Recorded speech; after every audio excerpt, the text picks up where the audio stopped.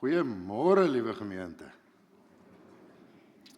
Dit is baie lekker om weer hierso vandag saam met julle te wees met die koue windjie wat waai na hierdie paar lekker warm dae. Dink ek is dit vir ons almal 'n welkome breek in die bietjie hitte. Rita sê gister, "Ja, maar die somer is hier." Sê ek, "Nee, my vrou, is nou hier 33. Byt vas, hy kom." Nou ons was nou see toe, so 2 weke terug, 'n week teruggekom van die see af, bietjie daar. Hierdie tyd van die jaar is eintlik 'n wonderlike tyd om Hartenbos toe te gaan. Want jy het die hele Hartenbosstrand vir jouself, jy het die hele Kleinbrak Lagoon vir jouself. Oral waar jy na toe gaan, is dit net jy en jou gesin. En dit is eintlik baie lekker want jy staan nêrens in verkeer tensy jy nou Mosselbaai toe wil gaan nie. Die van julle wat Desember afgaan daai kant toe, baie sterkte. Ek dink aan julle. Vat maar jou kalmeerpilletjies saam. Dit is rof tot hierdie tyd van die jaar. So Desember gaan dit baie erg wees. Maar ons het 'n klomp kern memories gemaak hierdie vakansie. Mense praat van core memories. Kern goed wat eintlik jou lewe lank by jou gaan vassteek. En ek het nou 'n klomp storieetjies oor Lukas, allerlei goedjies wat ek nou nog so in die komende tyd met julle sal deel. Maar terwyl ons nou terugry, dink ek toe aan iets anders. Ons het al hierdie goed gedoen en jy weet, 'n mens doen jou beste wat jy kan as 'n ouer en as 'n mens, as 'n man, as 'n huweliksmaat. En tog faal 'n ou soms, né? Soms kry jy dit reg, soms is jy bietjie kwaai of nie kwaai genoeg nie. Jy weet, dit kan al twee kante toe gaan. En dit laat my dink aan 'n storie van 'n klompie jare terug. Ons was in Potchefstroom nog, was ek predikant gewees, Potchefstroom. En ons is die dag in Parys, Vrystaat. En ons stap daar rond, daar's 'n klomp antieke winkeltjies en coffeeshops en allerlei goedjies, baie nice. En daar staan 'n fiets, 'n bergfiets, 'n Fox. Nee, 'n KTM bergfiets. KTM is motorfietsse. En ek het nie geweet hulle maak bergfietsse nie. En ek vra toe vir die oom wie se fiets dit is. Ek sê, "Jesusie oom, hierdie is dan nou sekerlik 'n smart ding. Waar kry 'n mens, hoe werk dit dat jy 'n KTM fiets het?" Toe sê hy, "Nee, hy is Duitsland toe, die ding is vir hom gebou. Op sy maat is alles teruggebring Suid-Afrika toe en dis nou sy fiets waarmee hy nou fietsry wanneer hulle gaan ry." En ek sê, "Jesus, maar dan is oom seker nogals ernstig oor die storie." En hy sê toe vir my, "Boeta, as jy nie weet wat jy doen nie, moet dit ten minste lyk asof jy weet wat jy doen." En hierdie ding kom weer by my op van dit moet nou lyk of wat jy weet wat jy doen. En dit is vir my eintlik so 'n verkeerde gedagte toe ek nou 'n bietjie weer daarmee beginne werk. Ons lewe in hierdie wêreld waar alles net so perfek moet wees en alles wat ons doen moet net reg. Jy moet net alles kan reg doen, jy moet alles kan goed doen en alles moet perfek wees en elke tree wat jy gee moet die regte tree wees en jy mag nooit wonder of twyfel of struikel of worstel met iets nie, want die wêreld het nie vir jou tyd om te sukkel nie. Jy moet lyk asof jy weet wat jy doen, al doen jy nie.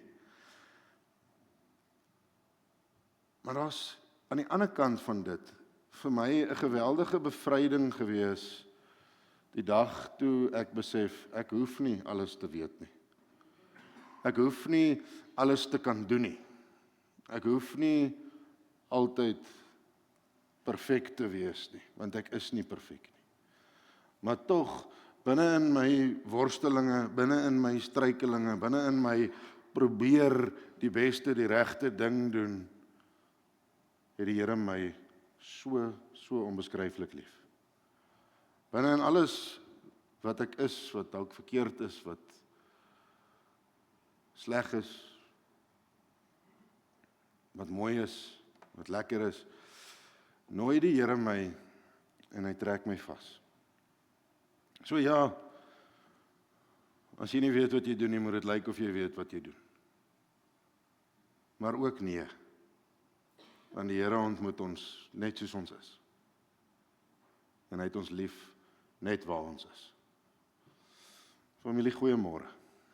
En mag julle vanmôre 'n ontmoeting met hierdie Here hê. Mag julle welkom in sy huis wees en mag sy vrede vir julle genoeg wees. Amen.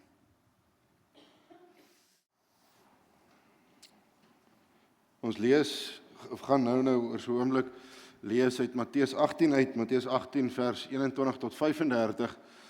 En ons gaan 'n bietjie rondom vergifnis gesels vandag en die gedagtes wat Jesus met ons daaroor gedeel het in die evangelie. Maar voordat ons dit doen, kom ons sluit ons oë en ons nader ook net vir 'n oomblik tot die Here.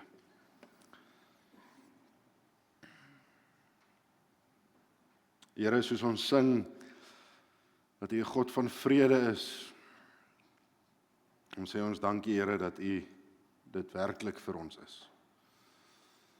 Dat U 'n God is wat ons innooi, uitnooi en vashou. Vader, waar ons nou ook die woord gaan oopmaak, vra ons Here dat U ons gedagtes, ons woorde sal lei, sal rig, sodat ons U stem sal hoor. Dankie Here vir die genade, vir die vrede en vir die liefde, wat U so vrylik vir ons gee. Seën ons Here. Amen.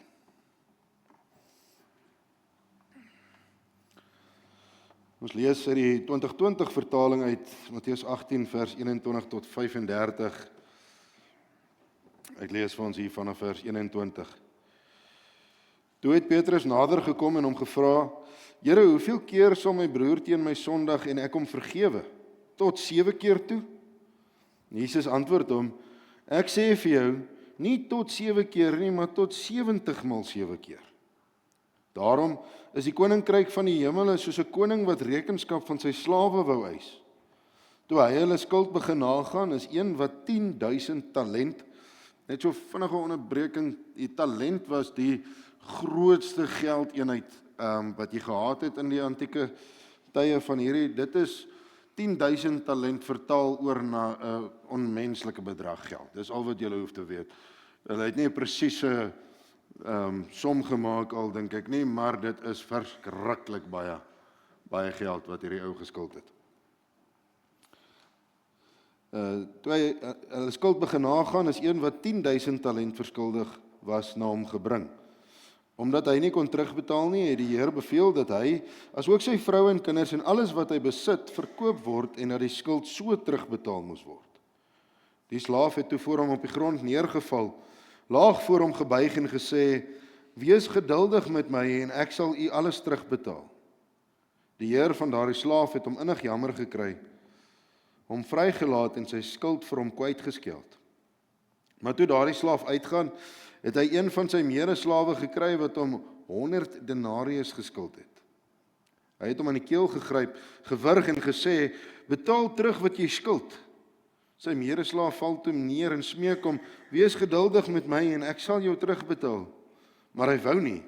Inteendeel, hy het weggegaan en hom in die tronk laat gooi, totdat hy die verskuldigde bedrag sou terugbetaal. Toe sy medeslawe sien wat gebeur het, was hulle baie ontsteld en het hulle vir hulle heer alles gaan vertel wat gebeur het. Daarop ontbied sy heer hom en sê vir hom: Jou slegte slaaf, al daardie skuld wat ek jou kwytgeskeld omdat jy my gesmeek het, moes jy nie ook jou medeslaaf begenadig soos ek jou begenadig het nie? En sy heer het kwaad geword en hom aan die folteraars oorgegee totdat hy al die skuld sou terugbetaal. So sal my hemelse Vader ook met julle maak, as julle nie elkeen sy broer van harte vergewe nie. In hierdie gedeelte voel dit vir my, ons het baie keer in die Bybel te doen met die liewe Jesus prentjie, die lam van God. Jy weet, hierdie sagte, liefdevolle, en dan ander kere het ons te doen met hierdie leeu van Juda, as ek dit so kan sê, hierdie kwaai amper Jesus. Hy wil voorkom in hierdie gedeelte asof hy so bietjie moeiliker gaan wees vandag. Jy weet, mens kry mos sulke dae wat jy net, ek gaan vandag 'n probleem wees. Jesus in hierdie gedeelte dink ek is op 'n manier, want die manier waarop hy Petrus se vraag antwoord oor hierdie met hierdie storie van marteling, met hierdie storie van woede en tronkselle en dreigemente, dit klink nie vir ons eintlik soos die storie wat 'n ou verwag wanneer jy oor vergifnis praat nie. Petrus kom na Jesus toe in die skoene van 'n mens. Net as 'n normale mens kom hy en hy vra vir hom: Here, hoeveel keer moet ek vergewe? En miskien is dit nodig dat ons net gou-gou daar stil staan en onsself ook net weer herinner aan ons eie menslikheid wanneer ons met hierdie teks besig is. Aan hoe gereeld ons ook deur mense rondom ons naastes, medemense, almal, enige iemand om ons werklik diep seer gemaak word. Ja, baie keer deur dieselfde persoon op dieselfde manier diep seer gemaak word. En dan staan ons ook met die vraag: Here, hoeveel keer moet ek vergewe? Ons seer raak later so deel van ons dat dit ons totaal en al hard maak, verhard, en ons uiteindelik oortuig dat ons gaan hierdie verhouding, hierdie vriendskap, hierdie wat ook al, gaan ons net hier stop. Ons gaan hom afsny. Nou Willem Verwoerd skryf in 'n boek, in een van sy boeke, die boek se titel is Bloedbande, dat 'n groot deel van vergifnis daarvan afhang dat ons vyande as volle mense moet beskou. Nou, hy skryf dit in 'n ander konteks, maar tog trek dit vir my bietjie oor na vandag toe. En dan sit hy met die vraag: maar is iemand wat my keer op keer diep seer maak, wat van my steel, wat iemand se lewe neem, wat my kind dalk seer maak, is so iemand dan nou 'n volle mens in my oë? Is so iemand my medemens? Nou vir Jesus is die antwoord eintlik redelik eenvoudig. En ons vergeet baie dikwels, dink ek, dat wanneer Jesus hierdie vraag antwoord hy dit ook, net soos Petrus dit uit die skoene van 'n mens uitvra, antwoord Jesus dit ook uit die skoene van 'n mens uit. En hy sê vir hom: ja, hy is meer as 'n volwaardige mens. Hy is 'n volledige mens, jou medemens, maar hy of sy is ook deel van God se koninkryk. En miskien is dit die rede hoekom Jesus hierdie amper half uitdagende verhaal kies, hierdie uitdagende storie kies, hierdie gelykenis wat hy vertel oor die koninkryk van God.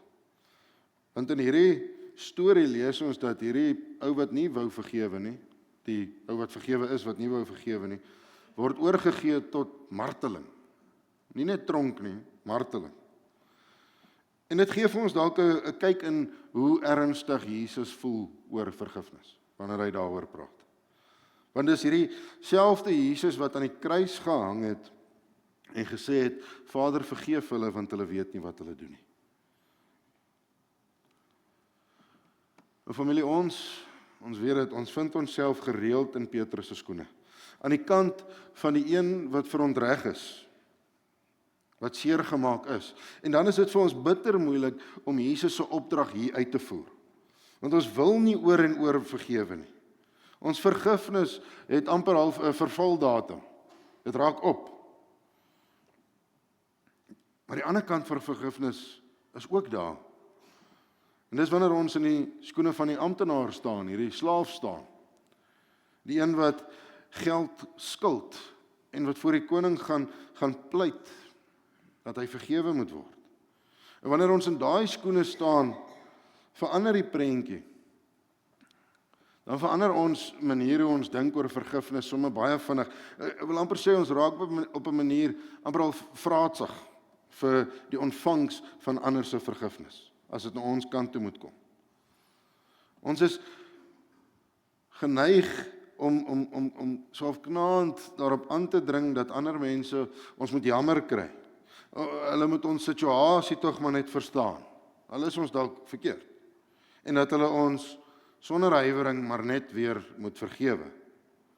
En dan dikwels kom ons ook in dieselfde situasie as hierdie slaaf wat voor die koning neergeval het, vergewe is en dan uitloop, en dan kom daar ander mense wat oor ons pad kom en ons vergifnis kom vra, maar dan gee ons eerder 'n koue skouer. Ongenadige, onvergewensgesinde skouer. En wanneer ons dit doen, dan vergeet ons dat God betrokke is in sake van vergifnis. Want die ou wat nie wou vergewe nie, was eerste skuldig, maar is vergewe. Nou wat is dit dan wat Jesus vir Petrus wou leer deur hierdie eintlik moeilike storie, hierdie moeilike gelykenis vir hom te vertel? En ek in die eerste plek kom sê hy dat God stel die bepalings en die voorwaardes vir vergifnis op, nie die mens nie. Ons leer dit al in die bergrede, waar Jesus sy disippels leer hoe om te bid. En hy was baie ernstig daaroor, toe hy hulle geleer het, vergeef ons sondes, soos ons die vergewe wat teen ons sondig. Vergifnis, familie, is nie 'n eenrigtingstraat waarop ons net kan aanspraak maak wanneer ons seer gekry het nie. Dit is iets wat Jesus baie duidelik kom maak vir ons, dat die koning woedend raak wanneer hy hoor dat hierdie ou wat hy vergewe het van so baie skuld, nie bereid was om 'n ander ou wat baie minder skuld gehad het, te vergewe nie. In die tweede plek leer Jesus vir ons en vir Petrus hier vandag, in die koninkryk waar God in beheer is daar nagevolge vir 'n onvergewensgesindheid. Nou daar's 'n spreekwoord wat lei in ons wonderlike Afrikaanse taal wat sê, om nie te vergewe nie, is soos om gif te drink en te hoop jou vyand gaan dood. Die ou wat vergewe is deur die koning, maar nie wou vergewe nie, het in pyn en lyding geleef tot die dag wat hy sy skuld afbetaal het. En dis dieselfde skuld wat minute voor dit totaal en al afgeskryf was. Nou moet hy gaan werk vir dit. Dit sou heeltemal afgeskryf gewees het as hy net ook die pad van vergifnis gekies het teenoor die persoon aan die ander kant van hierdie storie. Nêrens, familie, in hierdie verhaal word vergifnis afgemaak as 'n eenvoudige ding waarvoor jy 'n 5-stap plan sal kan kry nie. Want te dikwels wil ons vergifnis baie eenvoudig laat klink, bloot maar net omdat liewe Jesus daarop aandring. En omdat dit die goeie Christen ding is om te doen. Maar ons kan nooit vergeet, ja, dieselfde Jesus wat vergifnis beliggaam en van 'n kruis af gegee het en gewens het vir mense nie, steeds daarna die seer in sy hande en sy liggaam gedra het van dit wat met hom gebeur het. Die letsels van die dinge wat mense aan mekaar doen, bly op ons, in ons.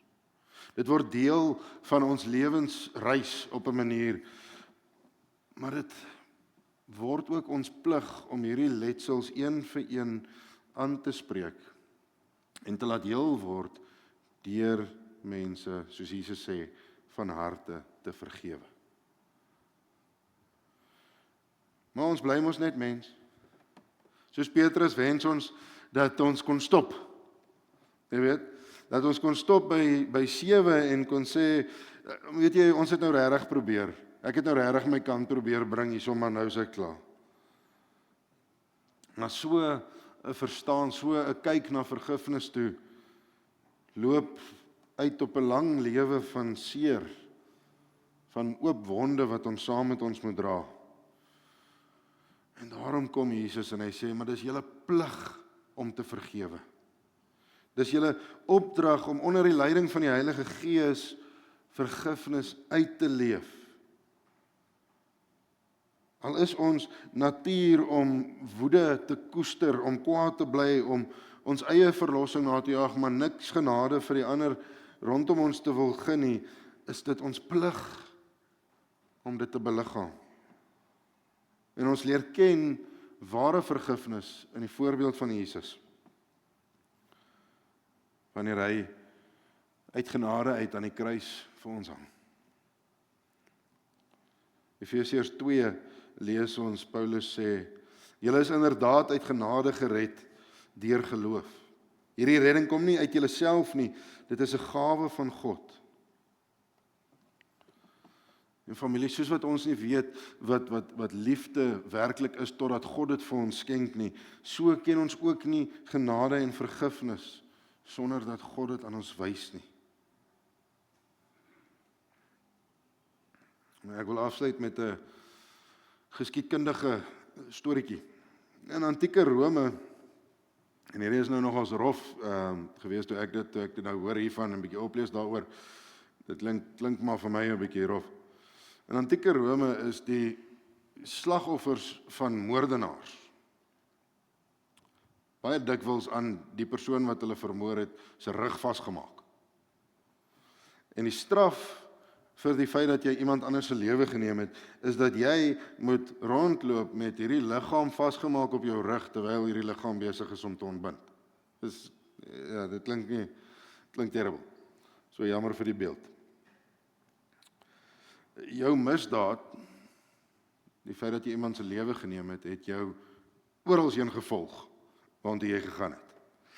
En dis nogals 'n sterk beeld vir die manier waarop ons as mens dinge wat ons aftrek, dinge wat ons in die duisternis los, dinge wat ons nie laat vergewe nie, as ek dit so kan sê, saam met ons dra. Dis 'n sterk beeld daarvan.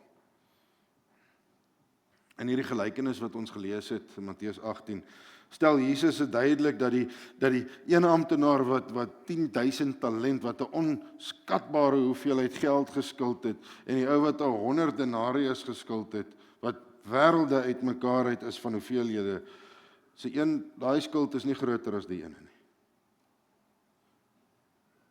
Die een wat vergewe is hier is nie groter as die een wat hier vergewe moes word nie, of nie is nie.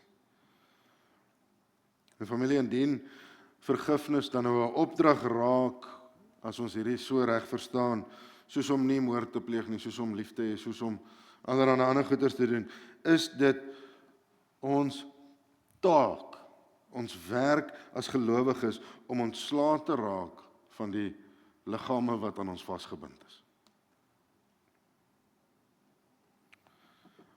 Mag ons nie net 70 maal 7 keer nie, maar ontelbaar leer om te vergewe. Mag ons die letsels wat ons saam met ons dra, heel maak deur te vergewe. En baie keer begin vergifnis by onsself. Mag julle ietsie van die Here se vergifnis beleef en dit ook gaan uitleef.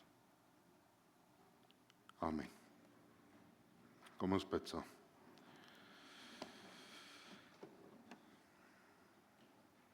Here Jesus, almagtige God, wat 'n voorreg om vanmôre u woord oop te slaan, Here, en saam te kan wees hier in u huis. Om saam te kon hoor, te kon wonder, Here, en te kon weet dat u hier is by ons en dat u ons nooit los nie. Help ons, Here, om te vergewe, omdat ons vergewe is. Lei ons, Here, op die pad van vergifnis, wat u vir ons gewys het. Dankie, Here, dat u genade so groot is, dat u ons so lief het. Seën ons, Here. Amen.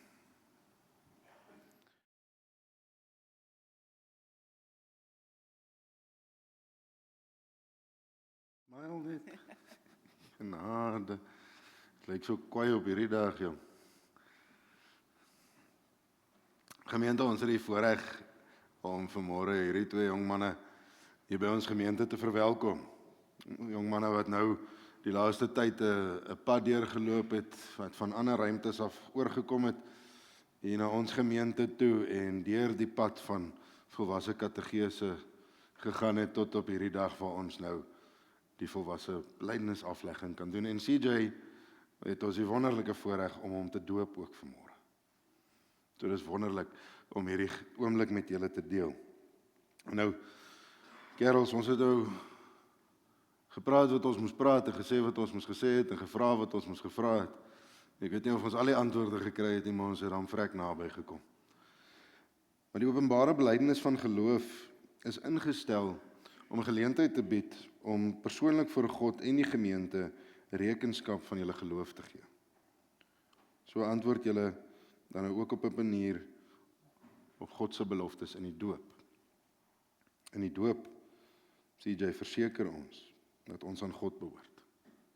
Dit beteken vir ons dat hy ons Vader is wat ons liefhet en vir ons sorg, dat Jesus Christus ons verlosser is en dat die Heilige Gees in ons woon, van ons nuwe mense maak en ons lei.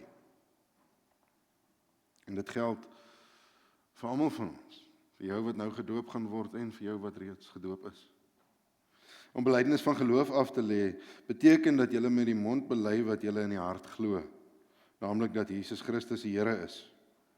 Dit is 'n belofte wat jy maak, om alleen op hom te vertrou, om te lewe volgens sy woord, getrou deel te neem aan die erediens en aan al die aktiwiteite van sy kerk, om te volhard in die gebed en om God op alle terreine van die lewe deur woord en daad te verheerlik. Vorentoe beteken dit die openbare belydenis van geloof, dat jy verklaar dat dit jou opregte voorneme is om in hierdie belydenis te volhard en daarin te groei. Aangesien julle die kerkraad oortuig het van julle kennis van die Bybel en die leer van die kerk en ook julle persoonlike geloofsvertroue, het die kerkraad met blydskap toestemming verleen dat julle in die openbaar julle belydenis mag aflê. Daarom versoek ek julle om voor God en sy gemeente op die volgende vraag opreg te antwoord. Glo julle dat die leer soos in die Ou en die Nuwe Testament en in die belydenisskrifte van ons kerk vervat is en in die gemeente hier geleer word, die ware en volkome leer van die verlossing is? Beloof julle om as lidmate van die gemeente van Christus deur sy genade in die belydenis van die leer tot die einde van jou lewe te volhard en alle leringe wat daarvan afwyk te verwerp? Bely julle dat die Here Jesus Christus julle persoonlike verlosser is en dat julle hom liefhet? En beloof julle om hom te dien, sy naam getrou te bely voor die mense en om aktief aan die werksaamhede van die kerk deel te neem? En laastens aanvaar julle dat julle medegelowiges die verantwoordelikheid het om julle te help om op die regte pad te bly? Wat is julle antwoord hierop? Dankie tog. Altyd so bang, iemand sê nee. Dit sal 'n bietjie ongemaklik wees. CJ, as jy vir my kan nader kom. Wanneer ons by hierdie water staan, sal kom jy sommer nader. Kom net hê jy moet die water voel. 'n herinnering van jou doop ook. Jy was bietjie klein. Wanneer ons by die water staan en dit voel en dit hoor en dit sien, word ons elkeen weer herinner aan ons doop. Aan ons kinders se doop. Aan ons kleinkinders se doop. Dalk is daar agterkleinkinders wat al gedoop is. Maar vir hierdie jong man wat hier vandag staan, sê hy, Here, hier is ek. So CJ, Jacoby, ek doop jou in die naam van God die Vader, God die Seun en God die Heilige Gees.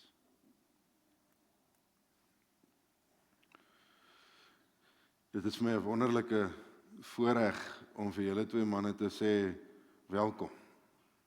Welkom by julle nuwe tuiste as volledige belydende lidmate van die NG Kerk Kimberley Harmonie. Gemeente, ek gaan vra dat ons staan en ons 'n seëngebed oor hierdie twee jong manne uitspreek. En dan gaan ek vir oom Rian Bode vra om vir my vorentoe te kom, net ietsie te oorhandig. Oom Rian kan so lank afkom. Kom ons staan en ons spreek net 'n seëngebed oor hulle uit.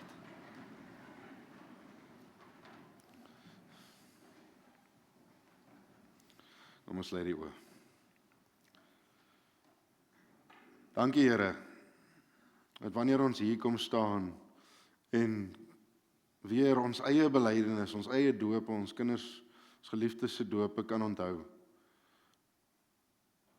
Dat ons weet, U is getrou aan U beloftes. Dankie Here vir hierdie 2 jong manne wat vandag hier kom staan het en 'n keuse kom maak het. Here, om in U kerk te kom wees, om lidmate hier te word en om hier hulle passie vir U te kom uitleef. Dankie Vader vir geleenthede soos hierdie. En dat ons as 'n gemeente daarin mag deel. Seën hulle Here op hierdie nuwe reis en seën ons as 'n gemeente Here. Mag ons saam U koninkryk soek. Dankie Vader vir U oneindigende liefde. Amen. Ons omreën.